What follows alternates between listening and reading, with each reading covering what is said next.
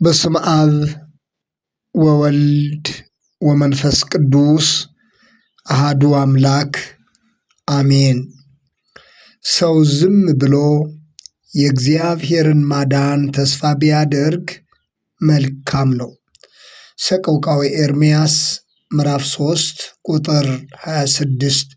ይህንን መልእክት የምትሰሙ ሁላችሁም በያላችሁበት ሰላም እግዚአብሔር ይብዛላችሁ።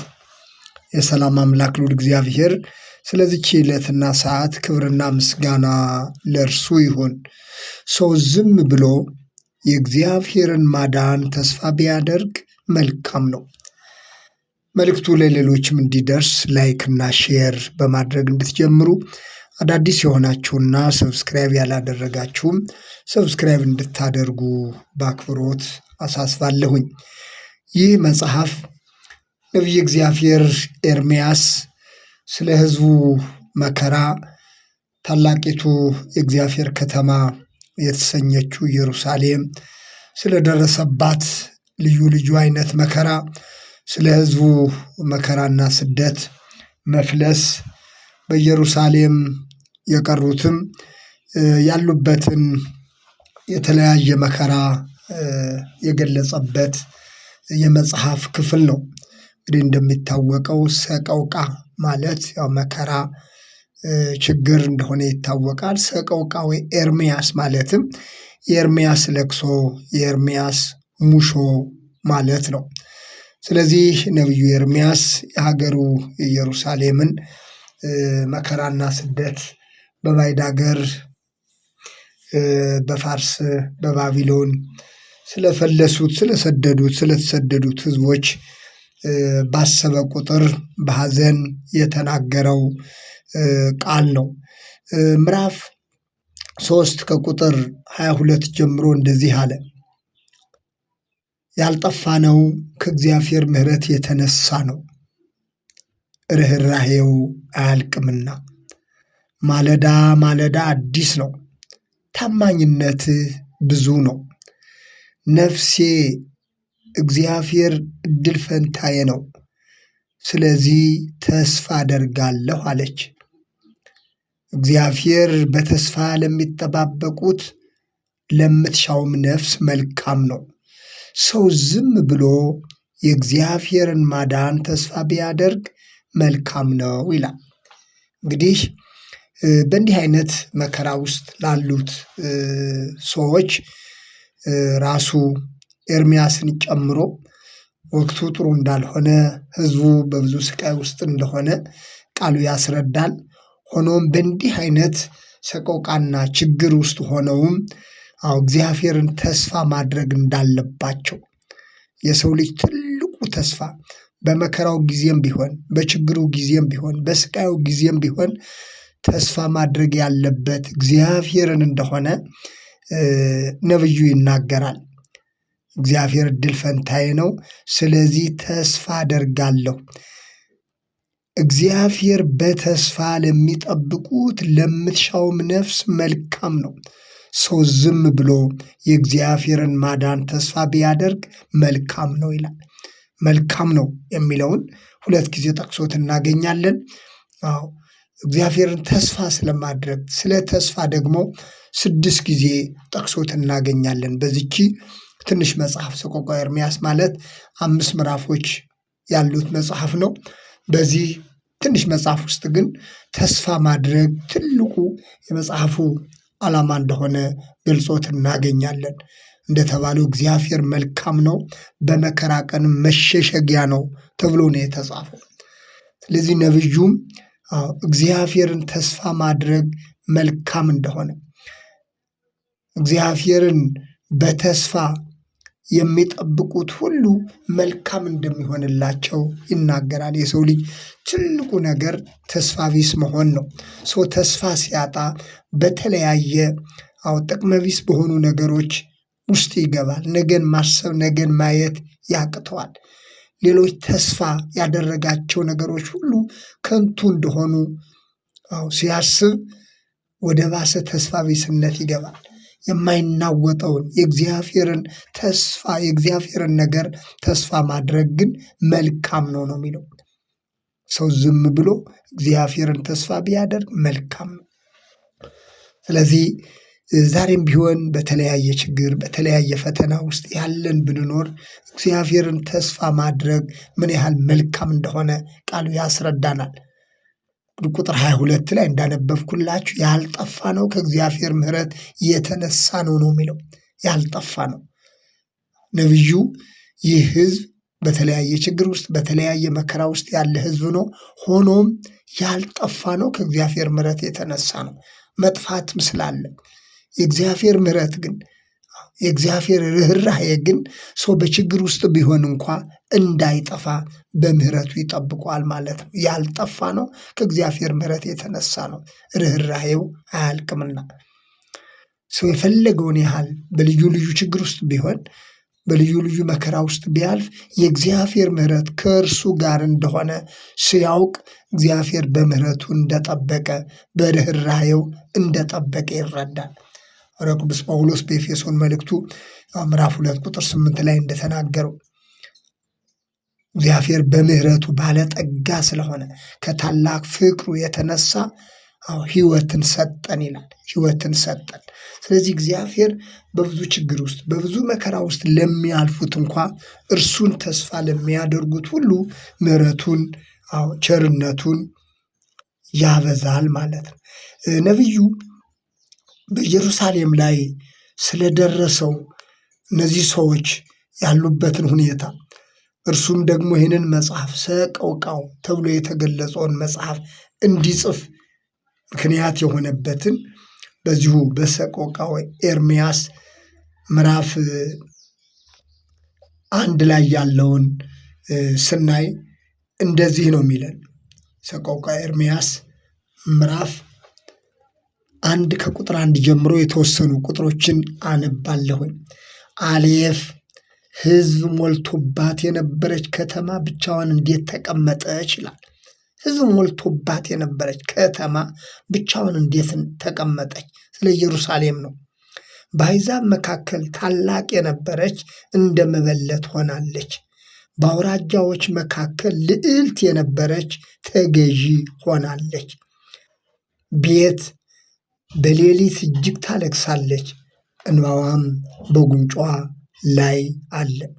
ከውሽሞቿ ሁሉ የሚያጽናናት የለም። ወዳጆቿ ሁሉ ወነጀሏት፣ ጠላቶቿም ሆኗት። ጋሜል ይሁዳ ስለ መጨነቅና ስለ ባርነት ብዛት ተማረከች። በአሕዛብ መካከል ተቀመጠች፣ እረፍትም አላገኘችም። የሚያስጨንቋት ሁሉ ተጨንቃ አገኟት። ዳሌጥ ወደ ዓመት በዓልም የሚመጣ የለምና የጽዮን መንገዶች አለቀሱ። በሮቿ ሁሉ ፈርሰዋል፣ ካህናቶቿም እየጮኹ አለቀሱ። ደናግሎቿም ተጨነቁ፣ እርሷም በምሬት አለች። ስለ ኃጢአቷ ብዛት እግዚአብሔር አስጨንቋታልና አስጨናቂዎቿ ራስ ሆኑ፣ ጠላቶቿም ተከናወነላቸው። ሕፃናቶቿ በአስጨናቂዎች ፊት ተማርከዋል። ዋው! ከጽዮን ሴት ልጅ ውበቷ ሁሉ ወጥቷል። አለቆቿ ማሰማሪያ እንደማያገኙ ዋላዎች ሆኑ፣ ከሚያባሯቸው ፊት ተዳክመው ሄዱ። ኢየሩሳሌም በጭንቀቷና በመከራዋ ወራት ከጥንት ጀምሮ የነበረላትን የከበረን ነገር ሁሉ አሰበች። ሕዝቧ በአስጨናቂዎች እጅ በወደቁ ጊዜ የሚረዳትም በሌላት ጊዜ አስጨናቂዎቿ አዩዋት፣ በመፍረሷም ሳቁ ይላል። በመፍረሷም ሳቁ። ሰቆቃወ ኤርምያስ ምዕራፍ 1 ከቁጥር 1 እስከ 7 ያለውን ነው ያነበብኩት። በተለይ እዚህ ክፍል አሌፍ ቤት ተብሎ የተገለጹ ፊደሎች አሉ። እነዚህ ፊደሎች ያው የዕብራይስጥ ፊደል ሆነው በተለይ መዝሙረ ዳዊት መዝሙር 118 በቅንፍ 119 ላይ በጣም በስፋት ተገልጾ የምናገኛቸው ፊደሎች ናቸው። ለምሳሌ በግዕዙ ቃል አሌፍ የሚለውን አሌፍ ብሂል አብ ፈጣሪ ኩሉ ዓለም። አሌፍ ማለት አብ ዓለምን ሁሉ የፈጠረ ማለት ነው። ቤት ባይል እግዚአብሔር፣ ቤት እግዚአብሔር ባለጠጋ ነው በሚል ተተርጉሞ እናገኛለን። እንግዲህ ስለ ሰቆቃወ ኤርምያስ መጽሐፍ ባጭሩ ምዕራፍ 3 ላይም ምዕራፍ 1 ላይም እንዳነበብኩት እነዚህ ሰዎች ኢየሩሳሌምና ሕዝቦቿ በብዙ መከራና በብዙ ስቃይ ውስጥ ናቸው። በብዙ መከራ በብዙ ስቃይ ውስጥ ናቸው። ነብዩ ይህንን እንግዲህ ታላላቅ ነቢያት ከምንላቸው አቤት ነቢያት ከምንላቸው አንዱ የሆነው ነብዩ ኤርምያስ ይህችን ከተማ ባያት ጊዜ ሕዝቡ የደረሰበትን መከራና ሰቆቃ በተመለከተ ጊዜ የተናገረው ቃል የጻፈው መጽሐፍ ነው። በእንዲህ አይነት ሰቆቃ በእንዲህ አይነት ተስፋ ቢስ በሚያደርግ ሁኔታ ውስጥ ሆነው ነገር ግን በዛ ተስፋ አስቆራጭ በሚመስል መከራ ውስጥ ቢሆኑም እግዚአብሔርን ተስፋ ማድረግ እንደሚገባ የማይናወጠውን የእግዚአብሔርን ተስፋ ዕለት ዕለት ተስፋ ማድረግ እንደሚገባ የተናገረው ክፍል ነው። ዳዊት እግዚአብሔርን ተስፋ የሚያደርጉ አያፍሩም እንዳለው ነቢየ እግዚአብሔር ኤርምያስም ምንም መጽሐፉ የሰቆቃ የሙሾ መጽሐፍ ቢሆንም በዛ ውስጥ ሆነውም እንኳ ቢሆን እግዚአብሔርን ተስፋ ማድረግ እንደሚገባቸው ሰው ዝም ብሎ የእግዚአብሔርን ማዳን ተስፋ ቢያደርግ መልካም ነው የሚለው። መልካም ነው። ምክንያቱም እግዚአብሔር በመከራ ውስጥ ያሉት በጭንቅ ውስጥ ላሉት የማይታለፉ በሚመስሉ ችግሮች ውስጥ ላሉት ሁሉ የእግዚአብሔር ተስፋ ምን ያህል ለሰው ልጆች